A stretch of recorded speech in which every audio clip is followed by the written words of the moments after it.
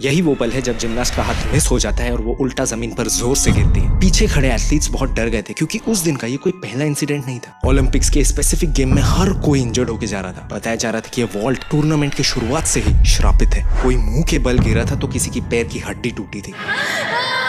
कुछ तो अजीब हो रहा था क्योंकि वही वॉल्ट पिछले ओलंपिक्स में भी यूज किया गया था। सेम हाइट, सेम डिजाइन, पर तब भी दुनिया के नंबर 1 जिमनास्ट भी इस पर फेल हो रहे थे। मगर ठीक उसके बाद ही जब अगली जिमनास्ट कूदने के लिए तैयार हो रही थी, उसने कुछ नोटिस किया। उसे लगा कि वॉल्ट की हाइट कम लग रही है और उसके कोच ने इक्विपमेंट क्रू को इसे चेक करने कहा। क्रू ने आके चेक करना शुरू किया। क्रू ने एपरेटस रूल बुक के पेज 42 को खोला और डायग्राम में दिए हाइट को चेक किया, 120 सेंटीमीटर। फिर उन्होंने वॉल्ट की हाइट चेक करी, 120 सेंटीमीटर। कुछ गलत नहीं मिला और तभी टेक्निकल कमेटी की प्रेसिडेंट ने इसे करीब से चेक करना चाहा और उन्होंने कुछ ऐसा देखा कि वो समझ गई कि एक बड़ी प्रॉब्लम हुई थी, एक प्रिंटिंग मिस्टेक। पिछले ओलंपिक्स 1996 में वॉल्ट को 120 सेंटीमीटर पर ही सेट किया गया था, मगर ठीक 2 साल बाद इंटरनेशनल जिम्नास्टिक फेडरेशन ने वॉल्ट की ऑफिशियल हाइट को चेंज कर 125 सेंटीमीटर बना दिया था। और जब ये 2000 ओलंपिक्स की रूल बुक प्रिंट करी गई, उस पर अभी भी पुरानी हाइट मेंशन थी। 36 में से 18 जिम्नास्ट ऑलरेडी कूद चुके थे और उन 18 को वापस कूदने का मौका दिया गया, मगर ये सारे होनहार जिम्नास्ट अभी इंजर्ड हो चुके थे।